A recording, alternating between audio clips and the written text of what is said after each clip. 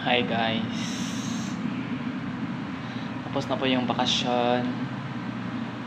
Kasi ubos na po yung money. Kaya, right now, get back to work. Ito guys, we will work on sa mga nabili na itong trabaho from the previous years. Not yet. Wala pa rin ako man ang tuig 2024. So, kumano na ako kung trabaho sa tuig sa 2024 para wala'y mabilin next year 2025.